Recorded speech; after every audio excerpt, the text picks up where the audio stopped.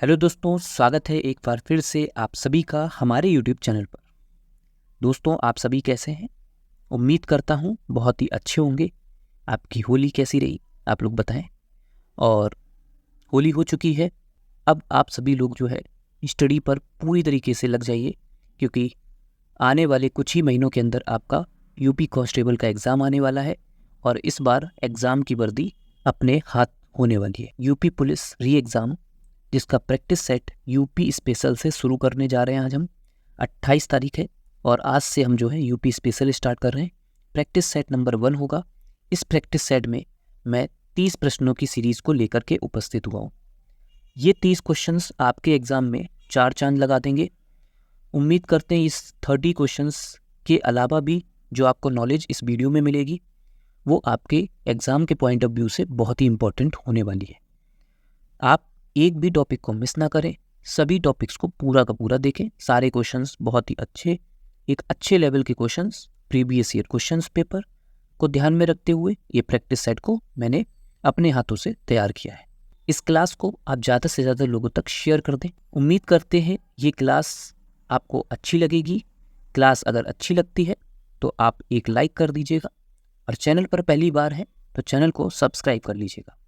इस तरीके की प्रैक्टिस सेट या फिर क्वेश्चन सीरीज हमारे चैनल के माध्यम से आपको दी जाती। अगर आपको इसका पीडीएफ चाहिए तो आप डिस्क्रिप्शन में जाइए, वहाँ पे हमारे टेलीग्राम का लिंक मिलेगा। उस टेलीग्राम चैनल को ज्वाइन करें। प्रैक्टिस सेट के साथ साथ बाकी जितनी भी वीडियो हमारी हैं उन सभी की पीडीएफ मिल जाएंगी। चलिए प्रैक्टिस सेट को स्टार्ट करते हैं और इसमें 30 क्वेश्चन हमारे रहने वाले। 30 क्वेश्चन में जानेंगे कि किस तरीके के यूपी स्पेशल में क्वेश्चन सबसे पूछे जाए। और सबसे पहले हम लोग गणेश जी का आशीर्वाद ले लेते हैं, क्योंकि सर्वप्रथम जो है पूजनीय हमारे श्री गणेश जो भी काम करते हैं हम लोग श्री गणेश करके करते हैं। तो गणेश जी का आशीर्वाद लेते हैं और स्टार्ट करते हैं हमारे पहले क्वेश्चन से। चलिए, पहला क्वेश्चन हमारे सामने है। प्रश्न है, उत्तर प्रदेश का राजकीय पक्षी क्या है? सिंपल सा क्वेश्चन है, लेकिन ये प्रश्न पूछे जाते हैं आपके एग्जाम में। राजकीय पक्षी की बात की जा रही है तो आप लोग आंसर देंगे क्या मोर हो जाएगा, सारस होगा, तोता होगा, कोयल होगा? तो राजकीय पक्षी की बात करें तो क्या हो जाएगा? आंसर होगा सारस। कभी कभी एग्जाम में सारस न लिख करके क्रॉन्च दे देते हैं, तो क्रॉन्च आपका इंग्लिश में सारस को कहा जाता है। तो याद रखिएगा, सारस नहीं है तो क्रॉन्च को भी याद रखना पड़ेगा। तो राजकीय पक्षी हमारा सारस है या फिर क्रॉन्च है। बात करें अदर राजकीय चिन्हों की, तो राजकीय पक्षी के अलावा राजकीय पशु भी पूछ सकते हैं आपसे। तो राजकीय पशु की बात करें तो आप लोग बारहसिंगा बताइएगा। अगर आपसे राजकीय वृक्ष पूछा जाए तो अशोक का पेड़ बता दीजिए। राजकीय पुष्प की बात की जाए तो पलाश। राजकीय खेल की बात की जाए हॉकी बता दीजिएगा। और राजकीय चिन्ह उत्तर प्रदेश का पूछा जाए, एक वृत्त है जिसमें 2 मछलियां बनी हुई हैं और एक तीर धनुष बना हुआ है। इस तरीके से 2 मछलियां इस साइड से बनी हुई हैं और यहाँ पे 2 नदियाँ बनी हुई हैं और यहाँ पे तीर धनुष बना हो। चलिए बढ़ते हैं अगले क्वेश्चन की तरफ।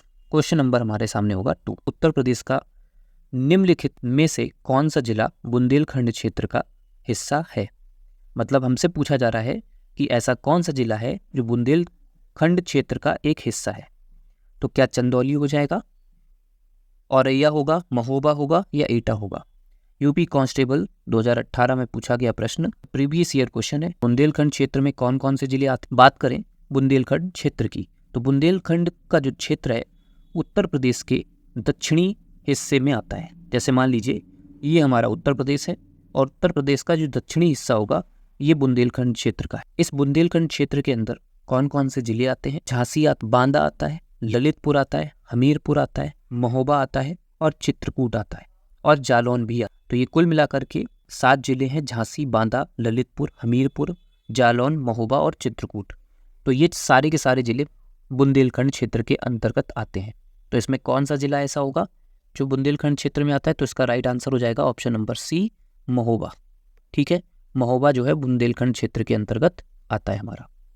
चलिए बढ़ते हैं क्वेश्चन नंबर 3 की तरफ। थर्ड क्वेश्चन हमारे सामने है, उत्तर प्रदेश में लाल मिट्टी मुख्यतः पाई जाती है। तो उत्तर प्रदेश में लाल मिट्टी कहाँ पर पाई जाती है? क्या सीतापुर बाराबंकी में है, क्या एटा मैनपुरी में है, क्या मिर्जापुर झांसी में है, क्या आगरा मथुरा में है? तो इसका राइट आंसर क्या होना चाहिए? तो इसका राइट आंसर हो जाएगा ऑप्शन नंबर सी, मिर्जापुर और झांसी में। मिर्ज़ापुर और झांसी में जो है लाल मिट्टी मुख्यतः रूप से पाई जाती है। याद रखिएगा, उत्तर प्रदेश की बात हो रही है तो उत्तर प्रदेश के किस जनपद में लाल मिट्टी पाई जाती है? तो मिर्ज़ापुर और झांसी में लाल मिट्टी मुख्यतः रूप से पाई जाती है। आगे बढ़ते हैं, क्वेश्चन नंबर नेक्स्ट देखते हैं कि निम्नलिखित में से कौन सा युग्म सही सुमेलित नहीं है? एक गलत विकल्प है, उसका चयन आपको करना है। तो देखिए, इस साइड में दिए गए हैं वन्य जीव अभ्यारण्य और इस साइड दिए गए हैं कहाँ पर, किस जिले में ये अवस्थित है। तो महावीर स्वामी अभ्यारण्य जनपद ललितपुर में, लाख बहोशी अभ्यारण्य जनपद कन्नौज में, किशनपुर वन्य जीव अभ्यारण्य जनपद बलरामपुर में, कैमूर अभ्यारण्य मिर्ज़ापुर और सोनभद्र में। क्या गलत होना चाहिए? इसका राइट आंसर हो जाएगा किशनपुर वन्य जीव अभ्यारण्य बलरामपुर में ना होकर के ये लखीमपुर खीरी में है। तो ये हमारा बलरामपुर नहीं है, लखीमपुर खीरी में। मैं यहाँ पर खीरी लिख देता हूँ। अब याद करने का तरीका क्या है कि किशमिश आपने देखी है, किशमिश खाई भी होगी, तो किशमिश जो है खीर में पड़ती है। तो लखीमपुर खीरी, खीरी से याद रखना खीर। किशनपुर मतलब किशमिश खीर में पड़ती है, इसलिए किशनपुर जो है वो कहाँ पर है? लखीमपुर खीरी। बढ़ते हैं अगले प्रश्न की तरफ। अगला प्रश्न हमसे पूछा गया है, निम्नलिखित में से कौन सा रामसर स्थल उत्तर प्रदेश में स्थित नहीं है? कौन रामसर स्थल है जो उत्तर प्रदेश में अवस्थित नहीं है? क्या सूर सरोवर है? क्या समरपुर पक्षी अभ्यारण्य है? क्या सरसई नवार झील है? क्या सुरनसिरपुर झीलें हैं? तो इसका राइट आंसर क्या होगा? इसका राइट आंसर हो जाएगा हमारा ऑप्शन नंबर डी। ये कहाँ पर है? जम्मू कश्मीर के जम्मू जिले में। मानसर झीलें जो है वो जम्मू कश्मीर के जम्मू जिले में अवस्थित। इसका एक नाम याद रखिएगा, इसको जुड़वा झीलों के नाम से भी जाना जाता है। इसको जुड़वा झीलों के नाम से भी जाना जाता है। ठीक है, जुड़वा झीलों के नाम से इसको जाना जाता है। बात करें सूर सरोवर की, तो ये सूर सरोवर जो है वो आगरा में अवस्थित है। समसपुर पक्षी अभ्यारण्य रायबरेली में अवस्थित है और सरसई नवार झील जो है वो हमारा इटावा में अवस्थित है। ठीक है, चलिए बढ़ते हैं क्वेश्चन नंबर नेक्स्ट की तरफ। वीडियो को लाइक नहीं किया है तो वीडियो को लाइक कर दें और अभी आप वीडियो को ज़्यादा से ज़्यादा लोग तक शेयर अवश्य कर दें। चलिए, क्वेश्चन नंबर अगला है हमारे सामने, उत्तर प्रदेश में रानी लक्ष्मीबाई केंद्रीय कृषि विश्वविद्यालय झांसी की स्थापना संसद के अधिनियम के द्वारा किस वर्ष की गई थी? तो ये प्रश्न है हमारे सामने, रानी लक्ष्मीबाई केंद्रीय कृषि विश्वविद्यालय झांसी की स्थापना किस वर्ष की गई? तो इसकी स्थापना जो है वो 2014 में की गई थी। याद रखिएगा, 2014 में रानी लक्ष्मीबाई केंद्रीय कृषि विश्वविद्यालय की स्थापना की गई। प्रश्न यहाँ पे ये भी पूछ सकते हैं कि रानी लक्ष्मीबाई केंद्रीय कृषि विश्वविद्यालय कहाँ पर अवस्थित है? तो ये झांसी में अवस्थित। याद रखने के लिए क्या करोगे आप? रानी लक्ष्मीबाई जो है वो हमारी कहाँ की रानी थी? तो झांसी की रानी थी। बढ़ते हैं अगले क्वेश्चन की तरफ। क्वेश्चन नंबर नेक्स्ट है हमारे सामने कि आंवले का सर्वाधिक उत्पादन करने वाला जिला कौन सा है? आंवले का सर्वाधिक उत्पादन करने वाला जिला कौन सा है? क्या जौनपुर होगा, प्रतापगढ़ होगा, रायबरेली होगा या सुल्तानपुर होगा? तो इसका राइट आंसर हो जाएगा प्रतापगढ़। प्रतापगढ़ में सर्वाधिक उत्पादन होता है आंवले का। उत्तर प्रदेश की बात चल रही है तो उत्तर प्रदेश में सबसे ज़्यादा आंवले का उत्पादन प्रतापगढ़ जिले में होता है। चलिए बढ़ते हैं अगले क्वेश्चन की तरफ। क्वेश्चन नेक्स्ट है हमारे सामने कि उत्तर प्रदेश देश के प्रमुख डैश उत्पादनों में से एक है। तो किस उत्पादनों में से एक है ये पूछा गया। उत्तर प्रदेश जो है वो देश के लकड़ी उत्पादनों में से एक है, क्या कॉफ़ी के उत्पादनों में से एक है, क्या गन्ना उत्पादनों में से एक है, या चमड़ा उत्पादनों में से एक है? आपका जवाब क्या होगा? आपका जवाब होगा गन्ने के उत्पादन में उत्तर प्रदेश जो है वो प्रथम स्थान पर। गन्ने का उत्पादन बहुत ज़्यादा उत्तर प्रदेश में किया जाता है। तो इसका राइट आंसर हो जाएगा ऑप्शन नंबर सी। आपसे पूछा जाएगा कि भारतीय गन्ना अनुसंधान संस्थान कहाँ पर अवस्थित है? तो ये लखनऊ में अवस्थित है। इसको ऐसे भी पूछ सकते हैं कि IISR संस्थान कहाँ पर है? तो ये भी गन्ना ही अनुसंधान की बात की जा रही है, तो ये लखनऊ में ही है। लेकिन अगर आपसे पूछे भारतीय चीनी अनुसंधान कहाँ पर है, तो चीनी अनुसंधान उत्तर प्रदेश के कानपुर जिले में स्थित है। ठीक है, इसको ध्यान से समझ के जाइएगा। चलिए बढ़ते हैं अगले प्रश्न की तरफ। भारत में कुल गन्ना उत्पादन का कितना प्रतिशत उत्तर प्रदेश पैदा करता है? तो मतलब ये पूछा गया है कि गन्ना उत्पादन में भारत में उत्तर प्रदेश कितने प्रतिशत गन्ने का उत्पादन करता है? तो इसका आंसर हो जाएगा ऑप्शन नंबर डी, 25 से 40% तक। 25 से 40% तक गन्ने का उत्पादन उत्तर प्रदेश द्वारा किया जाता है दूसरे नंबर पर है महाराष्ट्र, ठीक है, और तीसरे नंबर पर है हमारा कर्नाटक। याद रखिएगा गन्ने का उत्पादन कितने प्रतिशत है हमारा उत्तर प्रदेश का, तो लगभग 45% गन्ने का उत्पादन उत्तर प्रदेश करता है पूरे भारत के हिसाब से, और लगभग 25.4% जो है वो गन्ने का उत्पादन महाराष्ट्र करता है, और 10.5% जो है वो कर्नाटक करता है। 10.5% कर्नाटक उत्पादन गन्ने का करता है पूरे भारत में। बढ़ते हैं अगले प्रश्न की तरफ। अगला प्रश्न हमारे सामने है कि उत्तर प्रदेश में पर्यटन विकास निगम की स्थापना किस वर्ष हुई। तो पर्यटन विकास निगम की स्थापना पूछी जा रही है, क्या 1972 में होगी, 74 में होगी, 89 में होगी या 2001 में होगी। तो इसका राइट आंसर हो जाएगा 1974 में पर्यटन विकास निगम की स्थापना की गई थी। ठीक है, चलिए बढ़ते हैं अगले क्वेश्चन की तरफ। प्रथम दीनदयाल हस्तकला संकुल व्यापार सुरक्षा केंद्र अवस्थित है। तो प्रथम दीनदयाल हस्तकला संकुल व्यापार किस जिले में अवस्थित है? क्या प्रयागराज में है, क्या आगरा में है, कानपुर में है कि वाराणसी में है। तो इसका राइट आंसर हो जाएगा ऑप्शन नंबर डी, वाराणसी में अवस्थित। कहाँ पर अवस्थित है? वाराणसी में अवस्थित। बात करें इसकी स्थापना किसके द्वारा की गई, तो इसकी स्थापना जो है वो प्रधानमंत्री नरेंद्र मोदी के द्वारा 22 सितंबर 2017 को की गई थी। और इसमें लागत पूछी जाती है क्योंकि उत्तर प्रदेश में आपसे क्वेश्चन रुपीस को लेकर के भी बहुत ज़्यादा पूछे जाते हैं। तो 300 करोड़ की लागत में इसको तैयार किया गया था। 300 करोड़ रुपए की लागत में इसको तैयार किया गया था, ये बात ध्यान रखिएगा। बढ़ते हैं नेक्स्ट क्वेश्चन की तरफ। वीडियो को लाइक नहीं किया, वीडियो को लाइक कर दें, चैनल को सब्सक्राइब कर दें। एशिया की सबसे बड़ी चीनी मिल उत्तर प्रदेश के किस स्थान पर अवस्थित है? एशिया की सबसे बड़ी चीनी मिल कहाँ पर है उत्तर प्रदेश में? तो क्या बलरामपुर में, क्या खतौनी में, बुलंदशहर में कि नजीबाबाद में? कि आंसर हो जाएगा खतौनी में। खतौनी में उत्तर प्रदेश की सबसे बड़ी चीनी मिल है। एशिया की सबसे बड़ी चीनी मिल बोलोगे आप कि खतौनी में अवस्थित है। तो इसका राइट आंसर हो जाएगा ऑप्शन नंबर ए। चलिए बढ़ते हैं नेक्स्ट क्वेश्चन की तरफ। क्वेश्चन नंबर नेक्स्ट है कि निम्नलिखित में से कौन एक उत्तर प्रदेश औद्योगिक विकास निगम की आगामी प्रमुख निवेश परियोजना में से एक नहीं? क्या आंसर होना चाहिए? Theme park Agra, mega food park Bareilly, textile park Varanasi, defence park Shahjahanpur. क्या आंसर? तो इसका राइट आंसर हो जाएगा डिफेंस पार्क शाहजहांपुर। क्या हो जाएगा इसका आंसर? Defence park Shahjahanpur.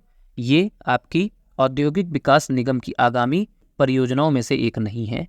बाकी सभी परियोजनाएं औद्योगिक विकास निगम के अंतर्गत आती हैं। डिफेंस पार्क जो है वो शाहजहांपुर में नहीं है। डिफेंस कॉरिडोर का जो केंद्र बिंदु है वो बुंदेलखंड में है। कुल मिला के 6 जिलों को लिया गया है। कौन कौन से जिले हैं? झांसी है, चित्रकूट है, कानपुर है, लखनऊ है, आगरा है, अलीगढ़ है।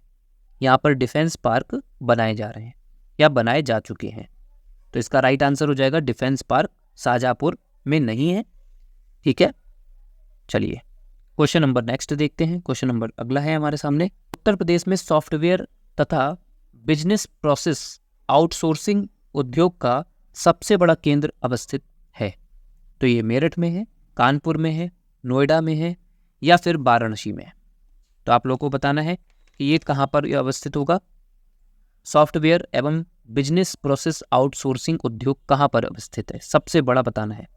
तो उत्तर प्रदेश में ही पूछा जा रहा है, तो इसका राइट आंसर हो जाएगा ऑप्शन नंबर सी, नोएडा में। नोएडा में सबसे बड़ा उत्तर प्रदेश का सॉफ्टवेयर और बिजनेस प्रोसेस आउटसोर्सिंग उद्योग अवस्थित है। बात करें उत्तर प्रदेश के अलावा भारत की बात की जाए तो सॉफ्टवेयर में सबसे ज़्यादा अन्य केंद्र भी हैं। तो जैसे कि बेंगलोर है जिसको सिलिकॉन वैली ऑफ इंडिया कहा जाता है, ठीक है, मुंबई है, चेन्नई है, हैदराबाद है और पुणे है। ये कुल मिलाकर के प्रमुख केंद्र बोले जा सकते हैं सॉफ्टवेयर के, जो कि पूरे भारत में इधर उधर स्थापित किए गए हैं। आगे बढ़ते हैं और आगे जानते हैं अगले प्रश्न के बारे में कि मुरादाबाद, यहाँ पे प्रश्न पूछा गया था कि मुरादाबाद किसके लिए प्रसिद्ध है। तो मुरादाबाद किसके लिए प्रसिद्ध है? तो आप लोग सभी आंसर दें। तो धातु की कलाओं के लिए प्रसिद्ध है क्या कपड़ा कार्य के लिए, सोना के लिए या चर्म उत्पाद के लिए? तो क्या धातु कलाओं के लिए होगा? तो जी हाँ, तो इसका राइट आंसर हो जाएगा ऑप्शन नंबर ए। धातु की कलाकृतियों के लिए मुरादाबाद बहुत ज़्यादा ही फेमस है पीतल नगरी के नाम से भी जाना जाता है। बात करें मुरादाबाद से रिलेटेड, तो ये मुरादाबाद जो है किस नदी पर है, तो ये रामगंगा नदी पर है। प्रमुख नदियों की बात करें तो रामगंगा और गंगा नदी हैं, 2 नदियां हैं यहाँ पर। आगे बढ़ते हैं, क्वेश्चन देखते हैं नेक्स्ट। भारत में सॉफ्टवेयर निर्यात की दृष्टि से उत्तर प्रदेश का कौन सा स्थान है? सॉफ्टवेयर निर्यात में उत्तर प्रदेश का भारत में बताना है कौन सा स्थान है। क्या पहला होगा, दूसरा होगा, तीसरा होगा या चौथा होगा? बात करें अगर हम आईटी सेक्टर में, तो उत्तर प्रदेश का इसमें दूसरा स्थान है। आईटी सेक्टर में उत्तर प्रदेश का कौन सा स्थान है भारत में? दूसरा स्थान है। पहले स्थान पर अगर आप पूछें तो पहले स्थान पर कर्नाटक है।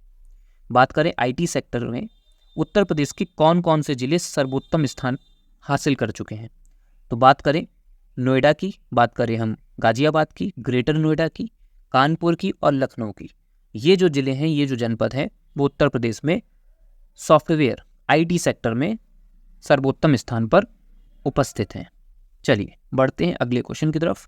क्वेश्चन देखते हैं नेक्स्ट क्वेश्चन हमारे सामने है, बहुत ही इंपॉर्टेंट प्रश्न, कई बार पेपर में पूछा गया, इस बार भी कांस्टेबल के एग्जाम में पूछा गया कि उत्तर प्रदेश में किस जिले में यूरेनियम पाया जाता है।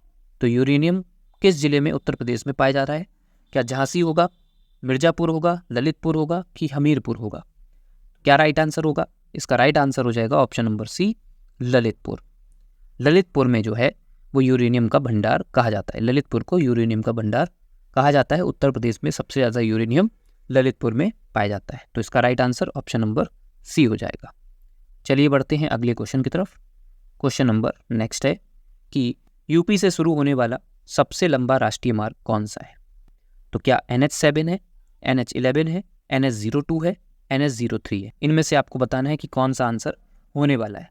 सबसे लंबा राष्ट्रीय मार्ग जो उत्तर प्रदेश से शुरू होता है, तो उत्तर प्रदेश से शुरू होने वाला राष्ट्रीय मार्ग जो है वो NH7 है। ये कहाँ से कहाँ तक जाता है?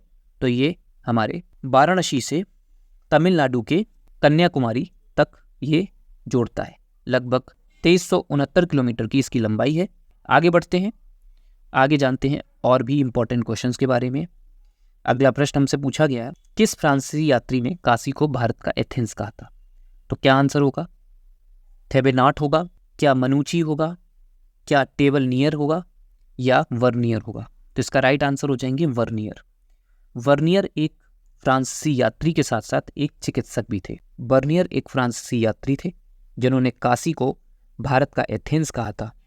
भारत का एथेंस काशी को कहा था फ्रांसीसी यात्री वर्नियर ने।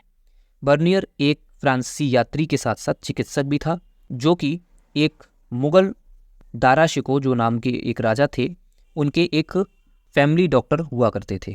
उस टाइम पर वर्नियर जो थे उनके फैमिली डॉक्टर हुआ करते थे और उनकी देखभाल किया करते थे डॉक्टर के रूप में, एक चिकित्सक के रूप में। तो वर्नियर को याद रखिएगा, एक ये फ्रांसीसी यात्री भी हैं और एक ये चिकित्सक भी हैं। ठीक है, चलिए आगे बढ़ते हैं अगले क्वेश्चन कि निम्नलिखित में से कौन सा एक क्रांतिकारी काकोरी ट्रेन कांड से संबंधित नहीं? ऑप्शन है राजेंद्र लाहिड़ी, अशफाक उल्लाह खां, खुदीराम बोस, रोशन सिंह। तो कौन काकोरी ट्रेन कांड से संबंधित नहीं है, ये पूछा जा रहा है। काकोरी ट्रेन कांड से संबंधित नहीं है, तो काकोरी ट्रेन कांड से संबंधित खुदीराम बोस नहीं है। बाकी तीनों के तीनों आपके काकोरी ट्रेन कांड से संबंधित हैं। तो बात करें खुदीराम बोस की, खुदीराम बोस और इनके एक साथी थे प्रफुल्ल कुमार चाकी। इन दोनों ने मिलकर के किंग्स फोर्ट की गाड़ी पर बम फेंका था, जिसके आरोपी इनको बना करके 18 वर्ष की आयु में इनको मुजफ्फरपुर की जेल में फांसी की सज़ा सुनाई गई थी। ये 11 अगस्त 1908 की बात है। बात करें काकोरी ट्रेन कांड की, तो इसमें कौन कौन से लोग शामिल थे काकोरी ट्रेन कांड में? तो राजेंद्र लाहिड़ी, अशफाक उल्लाह खां, रोशन सिंह, चंद्रशेखर आजाद, राम प्रसाद बिस्मिल, ये काकोरी ट्रेन कांड शामिल थे। आगे बढ़ते हैं, क्वेश्चन नंबर नेक्स्ट देखते हैं कि अंग्रेज के विरुद्ध बनारस विद्रोह का नेतृत्व किसने किया था? क्या शुजाउद्दौला थे, क्या आसफाउद्दौला थे, क्या राजा चेत सिंह थे या राजा महीप नारायण सिंह? तो इसका राइट आंसर हो जाएंगे राजा चेत सिंह। बनारस विद्रोह जो है वो किसके नेतृत्व में हुआ था? राजा चेत सिंह के नेतृत्व में किया गया था। तो राइट आंसर हो जाएंगे ऑप्शन नंबर सी। चलिए आगे बढ़ते हैं, क्वेश्चन नंबर नेक्स्ट देखते हैं। प्रश्न दिया गया है कि सूची 1 को सूची 2 से सुमेलित करें और दिए गए कूट से सही उत्तर चुनिए। सूची 1 स्थान की बात की जा रही है, सूची 2 में स्मारक की बात की जा रही है। एक साइड स्थान दिए गए हैं आपको 4 और एक साइड दिए गए स्मारक। ठीक है, कौन सा स्मारक किस स्थान पर अवस्थित है ये आपको सही से चुनना है। तो पहला दिया गया है कौसाम्बी। कौसाम्बी में कौन सी स्मारक है? तो कौसाम्बी में घोषिताराम स्मारक है। तो पहले का आंसर हो जाएगा ऑप्शन नंबर बी, मतलब दूसरा वाला। तो आप देख सकते हो ऑप्शन में जाकर के भी इसको चेक कर सकते हो। तो क्या ऑप्शन दिए हैं इसमें, देखिए ये वाले जो ऑप्शन है ना थोड़े आगे पीछे हो गए, तो ए हो जाएगा हमारा 4 पे, बी हो जाएगा 3 पर, 3 और 2 पर। ठीक है, इस तरीके से ये थोड़ा सा शिफ्ट हो गया है। इधर देख सकते हो आप ये 4 स्टार्टिंग हो रही है, यहाँ पे हमको ए वाले के लिए क्या चाहिए? दूसरा चाहिए। इसका मतलब ये दोनों तो हमारे नहीं होंगे। बात करें इन दोनों की तो इन दोनों में स्टार्टिंग ए की 2 से हो रही है, बिल्कुल सही है। आगे बढ़ते हैं, कुशीनगर की बात करें तो कुशीनगर में कौन सा स्तूप है? तो कुशीनगर में रामाभर स्तूप है। तो दूसरे का क्या हो जाएगा? तीसरा हो जाएगा। दूसरे का तीसरा ऑप्शन नंबर हमको देखिए, ऑप्शन नंबर सी में हमको दिख रहा है कि दूसरे का तीसरा और तीसरे का पहला दिख रहा है। सारनाथ जो है वो किस में आएगा? धमेक स्तूप में आएगा, और श्रावस्ती जो है वो सहेत महेत में आएगा। तो इसका राइट आंसर हो जाएगा ऑप्शन नंबर सी। तो इस तरीके से हमारी सूची 1 जो है वो सूची 2 से मिला दी गई है। तो इसका right answer option number C होगा। इसको आप ध्यान से एक बार और अच्छे से समझ लीजिएगा। चलिए बढ़ते हैं क्वेश्चन नंबर नेक्स्ट क्वेश्चन को देखते हैं। बात करते हैं मुंशी प्रेमचंद के बारे में। का जन्म कहाँ पर हुआ? कानपुर में हुआ, आरामपुर में हुआ, गाजियाबाद में हुआ, या फिर वाराणसी में हुआ? और ये प्रश्न यूपी कांस्टेबल में पूछा गया है, 2018 में पूछा गया था, शिफ्ट 1 में पूछा गया प्रश्न। इसका राइट आंसर हो जाएगा वाराणसी में। वाराणसी के लम्ही गांव में इनका जन्म हुआ था। इनका जन्म 1880 में 31 जुलाई को हुआ था। 1880 ईस्वी में 31 जुलाई को हुआ था। इनकी प्रमुख रचनाओं को ध्यान रखिएगा। इनकी प्रमुख रचनाएं गोदान है, गबन है, कर्मभूमि है, रंगभूमि है, करबला है, प्रेम की बेदी है, सेवा सदन है, मानसरोवर है। और भी इनकी प्रमुख कहानी संग्रह हैं, उनको आप जाकर के पढ़ लीजिएगा, बहुत ही इंपॉर्टेंट हैं। आगे बढ़ते हैं, क्वेश्चन नंबर नेक्स्ट देखते हैं। अगला प्रश्न हमारे सामने है कि उत्तर प्रदेश के निम्नलिखित में से किस जिले को नवाबों का शहर कहा जाता है? इलाहाबाद, लखनऊ, झांसी, आगरा। यूपीएसआई में पूछा गया, शिफ्ट 3 में पूछा गया, 2021 के पेपर में पूछा गया प्रश्न। बहुत इंपॉर्टेंट प्रश्न, बहुत ही आसान प्रश्न। नवाबों का शहर, नवाब कहाँ के प्रसिद्ध हैं? तो वो लखनऊ के। तो इसका राइट आंसर हो जाएगा ऑप्शन नंबर बी, लखनऊ। बात करें लखनऊ की तो दशहरी आम के लिए इसको जाना जाता है और चिकन के लिए इसको जाना जाता है। आगे बढ़ते हैं, अगला प्रश्न हमारे सामने नृत्य से रिलेटेड क्वेश्चन है कि निम्नलिखित में से कौन उत्तर प्रदेश का लोक नृत्य नहीं है? तो चरकुला है, कर्मा है, फगुआ है और पाईडंडा है। तो इनमें से कौन सा नृत्य जो है वो उत्तर प्रदेश का नहीं है? तो उत्तर प्रदेश का कौन सा नृत्य है पहले तो ये आप देख लीजिए। तो चरकुला है, कर्मा है और पाईडंडा, ये प्रमुख नृत्य उत्तर प्रदेश के हैं, लेकिन फगुआ जो है वो यहाँ का नहीं है, उत्तर प्रदेश का लोक नृत्य नहीं है। इसका राइट आंसर हो जाएगा ऑप्शन नंबर सी। बढ़ते हैं अगले क्वेश्चन की तरफ। क्वेश्चन है हमारे सामने कि अमीर खुसरो ने किसके विकास में अग्रगामी की भूमिका निभाई? तो अमीर खुसरो के बारे में जान लीजिए कि अमीर खुसरो की जन्मस्थली कहाँ पर है? तो ये पटियाली में। ये पटियाली कहाँ पर पड़ता है? तो एटा कासगंज में पड़ता है। और तो अमीर खुसरो ने खड़ी बोली का सर्वप्रथम प्रयोग किया था। अमीर खुसरो के द्वारा सर्वप्रथम किस बोली का प्रयोग किया गया? तो खड़ी बोली का प्रयोग किया गया था। आगे बढ़ते हैं और अगले प्रश्न की तरफ बढ़ते हैं। अगला क्वेश्चन हमारे सामने है, निम्नलिखित में से कौन सा युग्म सम्मिलित नहीं है? मतलब बिल्कुल सही नहीं लिखा है, गलत लिखा हुआ है। तो वृंदावन मथुरा में है, जेके टेम्पल मंदिर लखनऊ में है, विश्वनाथ मंदिर वाराणसी में है, देवी पाटन मंदिर तुलसीपुर में है। कौन सा इसमें गलत लिखा हुआ है? वृंदावन मंदिर मथुरा में बिल्कुल सही लिखा हुआ है। आगे दिया गया है जेके टेम्पल मंदिर लखनऊ में, आगे बोला गया विश्वनाथ मंदिर वाराणसी में, बिल्कुल ठीक लिखा हुआ है। देवी पाटन मंदिर तुलसीपुर में है, बिल्कुल ठीक लिखा हुआ है।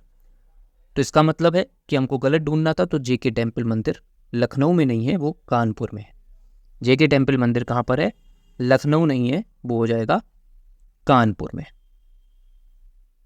ठीक है, इसका राइट आंसर हो जाएगा ऑप्शन नंबर बी। आगे बढ़ते हैं अगले प्रश्न की तरफ। अगला प्रश्न हमारे सामने है, नौटंकी निम्नलिखित में से किस राज्य का लोक नृत्य है? तो नौटंकी जो है वो उत्तर प्रदेश का एक प्रमुख लोक नृत्य है। तो इसका राइट आंसर हो जाएगा ऑप्शन नंबर ए। बात करें उत्तर प्रदेश में भी कहाँ पर, तो उत्तर प्रदेश में हाथरस, कानपुर, आगरा, मथुरा, झांसी और बाराबंकी जिलों में ये प्रचलित लोक नृत्य। चलिए आगे जानते हैं अगले प्रश्न के बारे में। अगला प्रश्न हमारे सामने है, कवियत्री महादेवी वर्मा का जन्म किस शहर में हुआ? तो क्या आजमगढ़ में हुआ था, चित्रकूट में हुआ था, कन्नौज में हुआ था कि फर्रुखाबाद में हुआ था? कवियत्री महादेवी वर्मा का जन्म फर्रुखाबाद में हुआ था। कब हुआ था? तो याद रखिएगा 26 मार्च 1907 ईस्वी में इनका जन्म हुआ था। इनकी प्रमुख रचनाएं हैं मेरा परिवार, दीपशिखा, नीरजा, निहार, अतीत के चलचित्र, संध्या गीत इनकी प्रमुख रचनाएं हैं। याद रखिएगा कि इनको आधुनिक युग की मीरा भी कहा जाता है और छायावाद की कवित्री ये रही थी। आगे जानते हैं, अगले प्रश्न की तरफ बढ़ते हैं। इस क्लास का ये अंतिम प्रश्न, आपको ये क्लास कैसी लगी कमेंट करके जरूर बताइए। क्वेश्चन है हमारे सामने कि निम्नलिखित में से कौन सा सम्मिलित नहीं है, मतलब फिर से हमको गलत ही ढूंढना है। राष्ट्रीय जैविक खेती केंद्र गाजियाबाद में है, भारतीय दलहन अनुसंधान केंद्र कानपुर में है, भारतीय सब्जी अनुसंधान गोरखपुर में है, भारतीय गन्ना अनुसंधान केंद्र लखनऊ में है। तो क्या गलत है? तो देखिए, राष्ट्रीय जैविक खेती केंद्र गाजियाबाद में बिल्कुल सही है, भारतीय दलहन अनुसंधान केंद्र कानपुर में बिल्कुल ठीक है, भारतीय सब्जी अनुसंधान केंद्र गोरखपुर में नहीं है, ये वाराणसी में है। कहाँ पर? ये वाराणसी में है। तो इसका राइट आंसर हो जाएगा ऑप्शन नंबर सी। और भारतीय गन्ना अनुसंधान केंद्र भी आपको मैंने बताया था लखनऊ में, तो बिल्कुल ठीक है। तो इसका राइट आंसर हो जाएगा ऑप्शन नंबर सी। ये थे आज के 30 क्वेश्चंस। आप लोगों को कैसे लगे ये क्वेश्चंस कमेंट के माध्यम से बताएं, और आपके इन 30 क्वेश्चंस को करने के बाद किस तरीके का अनुभव प्राप्त हुआ और किस लेवल के ये क्वेश्चंस लगे। इसमें कुछ प्रीवियस ईयर क्वेश्चन पेपर से मैंने क्वेश्चंस लिए हैं, कुछ क्वेश्चंस जो हैं मैंने अपने पास से रखे हैं, कुछ मुझे जो लगता है कि अगले पेपर में आपसे पूछे जा सकते हैं उन क्वेश्चंस को मैंने शामिल किया है। इसी तरीके के सेट और भी इंपॉर्टेंट क्वेश्चंस बनेंगे जो आगे आपके प्रैक्टिस सेट में कराए जाएंगे। तो आप कंटिन्यू प्रैक्टिस सेट को लगाते रहिए। अगर आपने ये सारे प्रैक्टिस सेट पूरी तरीके से देख लिए तो आप मान के चलिए यूपी कांस्टेबल का जो पेपर होगा उसमें एक भी प्रश्न ऐसा नहीं होगा कि ये प्रैक्टिस सेट से बाहर निकल जाए। बात करें अदर सब्जेक्ट की, तो हिंदी, रीजनिंग और मैथ की भी जो प्रैक्टिस सेट हैं वो कंटिन्यू चलेंगी। इसी तरीके से जिस तरीके की ये प्रैक्टिस सेट आपको प्रोवाइड की गई है, इसी तरीके की प्रैक्टिस सेट आपको उनकी भी मिलेगी। डेली नहीं मिलेगी, बट हर दूसरे दिन आपको ये प्रैक्टिस सेट प्रोवाइड किए जाएंगे, जिससे आप उनको अच्छी तरीके से पढ़ सकें। अगर ये क्लास आपको अच्छी लगी है, क्लास में कुछ भी समझ में आया है, क्लास को एक लाइक कर दीजिएगा, इस क्लास को ज़्यादा से ज़्यादा लोगों तक शेयर कर दीजिएगा। मिलते हैं नेक्स्ट क्लास में, तब तक बने रहें चैनल पर।